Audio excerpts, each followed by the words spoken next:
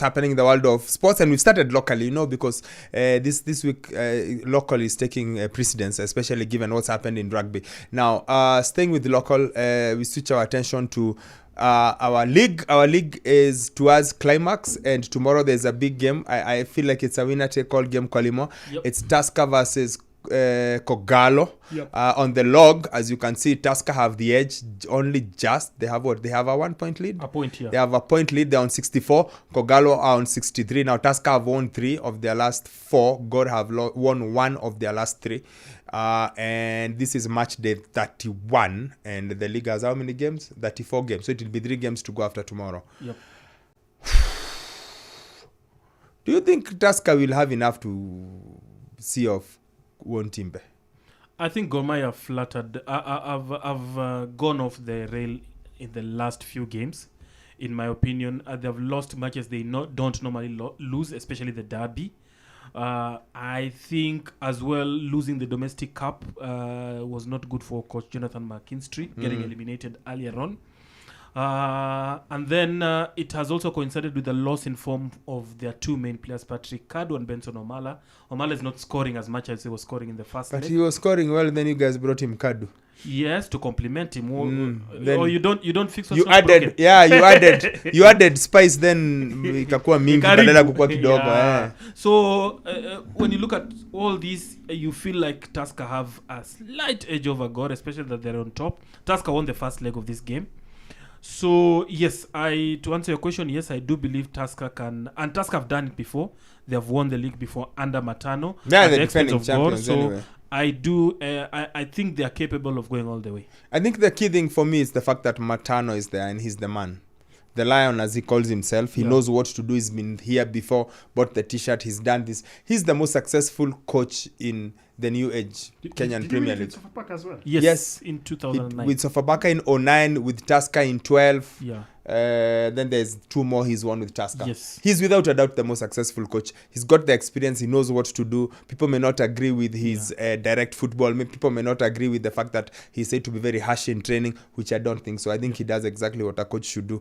But yeah, I think it's very tough. I think Kogalo, and I'm sorry because when we hosted McKinstry on the show, I told him you have to win. You have such a healthy lead at the halfway point. You have to go on and win it. Yes. And he said, I'm not too sure. And I know we'll start talking about the quality of the players, the age of the players. I know we'll start talking about all those things, but Tusker maybe have one. Maybe they have that slight edge, experience-wise, coaching-wise. Yeah. The only thing God have working for them is the fans. If the fans turn out in huge numbers, who knows what they are going to do. But anyway, speaking of the fans, yes, I think by losing the derby, McKinstry has lost a significant chunk of the fans, who are now looking back and saying, well, is this the guy? Which is so sorry because I really like the guy. I think he's a good coach. I really think he's a good person. I listened to his interview on Sporton and he's very well structured. He's very well spoken. But ultimately, the proof is always on the pitch. And I look at him as a future Harambee Stars coach, by the way. He's coached in Uganda, Rwanda, and Sierra Leone before coming to Kenya at Gor Mahia. But he needs to really have a good record. But sampling some Twitter comments and Facebook comments after the loss to Ingwe, you got this feeling that he's lost a significant chance. Yeah, but and he only needs this game to redeem himself. But also, Gor have got to understand, you can't beat the same team. It's been 7 years since the last loss to Ingwe. At some point, it has to end. Yes. But unfortunately, it's ended with McKinstry. Fans don't think like that. No, I think he's done well, to be honest.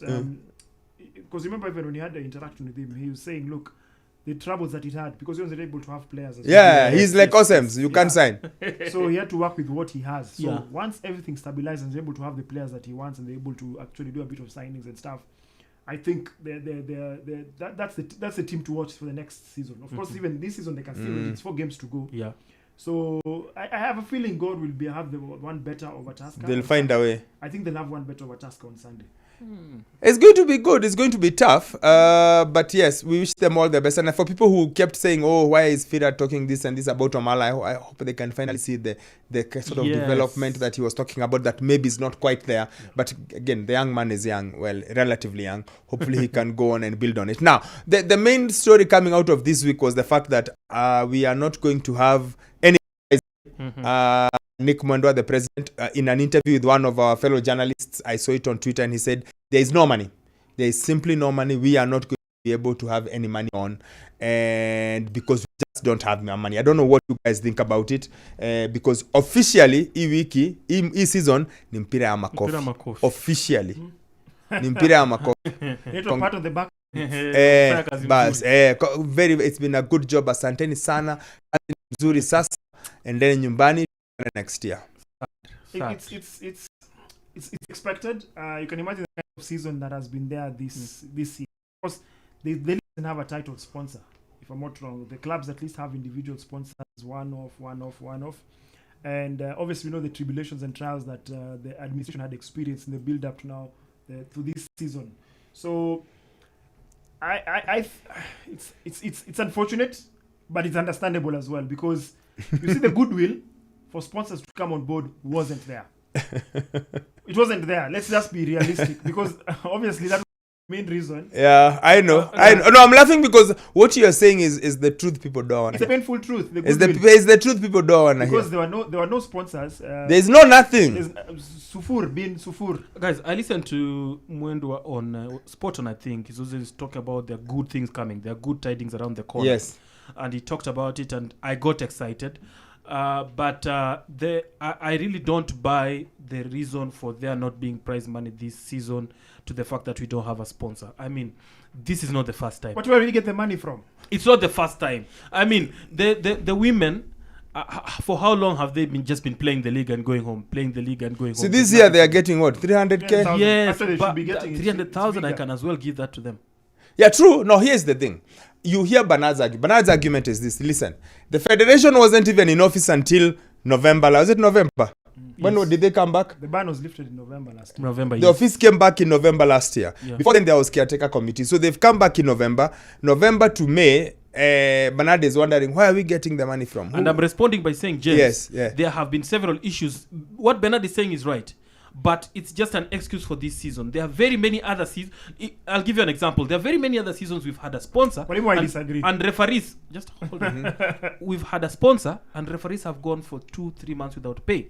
Referees have had to facilitate themselves to go for games when we have a sponsor. So yes and no. So are we discussing why we don't have money now, or are we going back to precedents and saying, you know what, yes now, but even then you didn't do, or are we just focusing on, guys, why doesn't Nick Mwendwa and company have money? They came back to the office in November. He came back to the office in March. The government was taking care of everything all the way last year until November. So now between November and now he didn't have a way to turn it around. Or are we saying even before then there was no prize money? Because that's the question. Like we have to choose one. Yes, no, we can't choose one. My message here is that overall the management of football has not been up to par. Whether we have a sponsor or whether we don't have a sponsor. If we are not discussing prize money, we would have been discussing referees, blah blah blah. If we're not discussing that, we'll be discussing walkovers. If we're not discussing walkovers, we'll be discussing suspect officiating. So I'm putting all that in one pot. That this is just a symptom of very. So how much more should you give? And I'm sorry to play devil's advocate here. How much are we? So how much of it are we blaming on Nick and FKF now? How much are we blaming on the fact that for a year he wasn't in charge? You had the government of Kenya in charge of football, and this is what it left us with. When the government of Kenya was in charge of football, there was prize money. Yeah, that's what I'm saying. But where did it leave us? In the government, it was in charge of football. Where did it leave us? You know the challenge is, Kwalimwa, I get your argument, but for me the thing is, it was a very convoluted situation, because one, we had a league that was going without legitimacy. You understand? Because at that particular point, whatever we were doing was just fun and games. So that's the harsh reality. Yeah, true. So obviously, and then for the transition committee, the caretaker committees, they had to dispense their mandate as they had been gazetted to do, whether it was legitimate or not. So for them, they felt like, oh, fine. You know, the thing is, it's all about goodwill. So for them, goodwill was one saying, okay, fine, we'll support the clubs where we can. It was quite a convoluted. We all agree it was quite convoluted. You said there was prize money. That was obviously something just to urge the clubs to still be part of an illegitimate league. If you think about it, let's call a spade a spade. But now on the flip side, look at it this way as well. As much as I'm not trying to shirk responsibility from FKF or absolve them. The thing is, I think as recent as 2 weeks ago, when we were having the Shemeji Derby, a broadcaster came on board, and apparently part of the negotiations was, you pay for X, and also some of the money was cascaded to the clubs. Yes, and referees. Yes. which for me is it's a positive Yeah, it was a sign. good deal. It's a positive sign. FKF were really shrewd negotiators on that one. Because I understand the focus was largely on the match itself. Yes. And it was not focused on that. So I'm yet to know to see the contract. If I see the contract, I'm able to authentically say that this was the plan, that whatever was being invested for that derby, the money was also to be cascaded to the individual clubs as well. But I feel it's understandable. At least it's been honest. There's no money. There isn't. I agree. And but if as they go to the Mhm. regional championships and perform better, hopefully, and even when the new season kicks off in August, hopefully. Guys, I guess it's only me who's tired of this mediocrity. When I just look across the fence and look at what is happening in Tanzania, what is happening in Uganda, what's happening in Rwanda, of all the places. I'm not saying, with all due respect to all these leagues, we see Kenyan players leave Kenya, the best players leave Kenya to go play in Rwanda, with all due respect to Rwanda. I think we can't just be saying, okay, fine, because we didn't have a sponsor, we got no prize money. How are we going to motivate these players to play?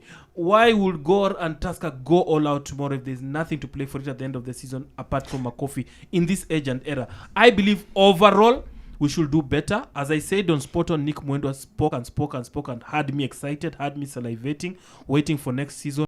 I really hope for something much better next season. But as it is right now, with or without sponsor, it's not just good enough for me. I agree with you. And look, on paper, ideally it's not good enough. Ideally, you want to win something. In fact, if I'm honest, Kenyan football has never ever quite got the kind of prize money you should get for winning something. I mean, it's 3 million shillings, it's 2 million shillings, it's 4 million shillings. I doubt it's ever been beyond 4 million. No. For the duration I've covered Kenyan football, it's never been beyond 4 million. Yes. And 4 million ultimately is not enough, because 4 million, even if you just count how much money you spend in a season, it's nowhere near what it should be. But at least then there was 4 million, and there was the money that SuperSport was giving them every single week. So there was a bit more money coming in. Yeah. Now, do I want players to get remunerated? Of course I want. Do I want these walkovers? I don't want these walkovers. Do I want teams in the league who can barely survive? I don't want those teams in the league. Do you wish for referees to be paying for their transport? Do I want referees to be treated again? I'm sorry I keep referring to the SuperSport era, because I was part of it, and I know exactly how the refs were remunerated. Like, the refs made good living out of it. Do I want all that? Yes. But now the truth of the matter is, this is where we are. We spent a year out. We have nothing to show for that year, other than the fact that, like you are saying, there was prize money for the teams that won the league. There was prize money, but we have nothing to show for the game.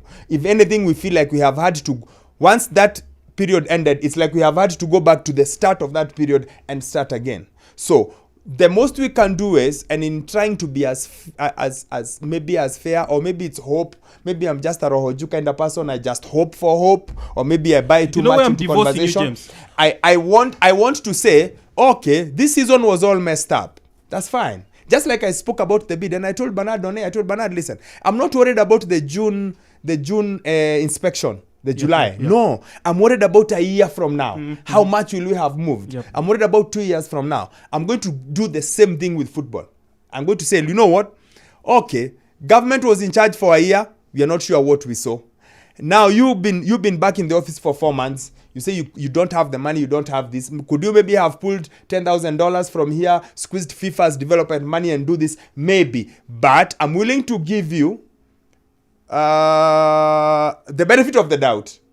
August is only 2 months. We are end of May. Praise the Lord. August is June, July. August we start again. Let's see what's happening in this August. There's a lot of promises done. Bernard, you remember a time when Gor, I think, won the league and the prize money was 1 million bob, and they had to wait for it for up to 2 years, and it became a big issue. Gor hajaipata prize money. We've not gotten our prize money. Blah blah blah. Did Tusker get its prize money? There we go now. So my point is, prize money from government. The caretaker and blah blah, in my opinion, was the best possible excuse. We've just come back, but it's always been there. It's always been this way. It's always been this way. Nile tu mtu package the thing very properly. Personally, I think going forward, hopefully if we get support from the corporates and there's some level of stability and structure, that prize money, I think the conversation should be that prize money should be double digits, if not more. True. In terms of millions. True. I hope so, guys. It's terrible. Mpira ya makofi should not be happening in the year 2023. At a point where Azam is paying all clubs competing in the Tanzania Premier League 2.5 million Kenya shillings a month. At how much? 2.5. That I have it on record. Tanzania shillings or Kenyan shillings? Kenya shillings. A month. Broadcast rights holders. And all matches of the Tanzania Premier League are broadcast on Azam. Not a segment, not 3 or 4 matches a weekend, apana. So you can see the distance. You can see probably why I think we really have to. No. We are that we are 1,000 kilometers behind Tanzania is not in question. In fact, the only question is how come they don't do that much better than us, despite them being 1,000 miles away. Yeah. You know. But I hear you, and look, you make so much sense, Kwalimwa. I also want I really would like our football to look. I've been to Tanzania, I've seen their games, and I like our football to look something similar. This story of forfeiture of games, match fixing, all these things are intertwined with lack of money. True. And lack of resources. It's just that and planning. It's just like I'm like Bernardo. I was like, you know what? Since we are all starting afresh, this is a fresh start. Let us all start afresh. And then we see what happens. I have to find hope for. Look, rugby if you're selling hope, then rugby killed me last week. Now this football is going to kill me. It's killed me this week. Everyone has been told in Mpira ya Makofi, guys. Now mapema with 4 games to go. Ndio kusikue na confusion. So ile siku ya finali sasa mnaenda kucheza game trophy mkienda. Ushajua tu. Maybe even their sponsor might see something. Trophy mkienda. Trophy mkienda hivyo ndivyo mambo yalivyo. Okay. It's 4 p.m. When we come back in the second hour, we start off with what's happening in Rabat. We are going fully local this first few hours. We'll talk with us about what's happening in Rabat. There's a guy who keeps on getting injuries, doesn't show up. Then we'll hear what Fernand Manyala had to say ahead of the race. It's 4 p.m. Good afternoon.